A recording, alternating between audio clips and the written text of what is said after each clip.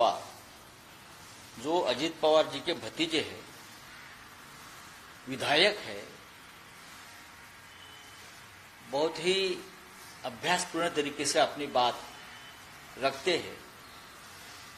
रोहित जी ने कल एक प्रेजेंटेशन दिया लोगों के सामने, पत्रकारों के सामने, जिसमें अजीत पवार जी का जो मृत्यु हुआ है, जो मौत हुई है, वो एक्सीडेंट नहीं है, वो एक सोचा समझा षड्यंत्र था अजीत पवार को खत्म करने का। इस प्रकार का प्रेजेंटेशन रोहित पवार ने दिखाया है।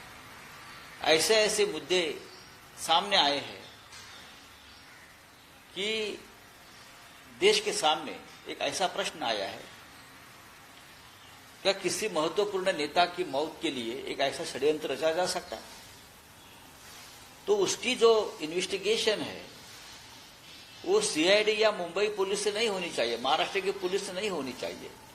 एक इंडिपेंडेंट इन्वेस्टिगेशन एजेंसी अपॉइंट करके अजीत दादा पवार की जो मौत है उनकी तपास उनका होना चाहिए।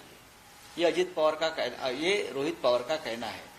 रोहित पवार ने सभी मुद्दे सामने लाए, टेक्निकल मुद्दे, पॉलिटिकल मुद्दे और भी बहुत से मुद्दे हैं, जिसका इस तरह से प्रेजेंटेशन किया है कि देश के सामने अब ये प्रश्न है, क्या सचमुच अजीत पवार की एक्सीडेंट हुआ है या हत्या हुई है?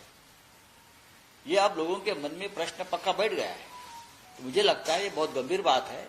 अजीत पवार जैसा नेता जिस प्रकार से मौत के घाट उतारा गया, ये सिर्फ एक्सीडेंट नहीं है, ये रोहित पवार ने कल दिखाया है।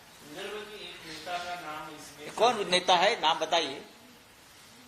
वो नेता जो अजीत पवार के घर शाम को लेट पहुंचा 4 घंटा, अजीत पवार अपने कार से बारामती जाने वाले थे, वो नेता जानबूझकर वहां लेट पहुंचा, 4 घंटा उनको रुकाया और एक ऐसी फाइल उनके पास लेकर गया जिस फाइल पर सिग्नेचर करने के लिए उनका दबाव था। वो नेता कौन था, वो फाइल कौन सी थी?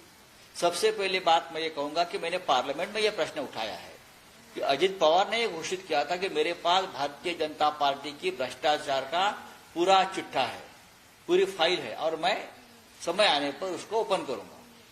उसके बाद यह एक्सीडेंट 10 दिन में हुआ है। तो क्या वो जो पूर्व विदर्भ का नेता अजीत पवार के पास गया था, वो अपनी फाइल लेकर गया था? क्या जो फाइल अजीत पवार जी के पास थी भारतीय जनता पार्टी के भ्रष्टाचार की, वो अपने कब्जे में लेने के लिए गया था? ये भी सवाल मेरे मन में है। प्लेन आया था, वो सूरत से आया था, ऐसे बोला जा रहा है। हाँ, गुजरात से आया था प्लेन, ऐसा रोहित पवार जी का दावा है। गुजरात से रात को सुबह जल्दी प्लेन आया और वही प्लेन लेकर अजीत दादा को बारामती लेके गया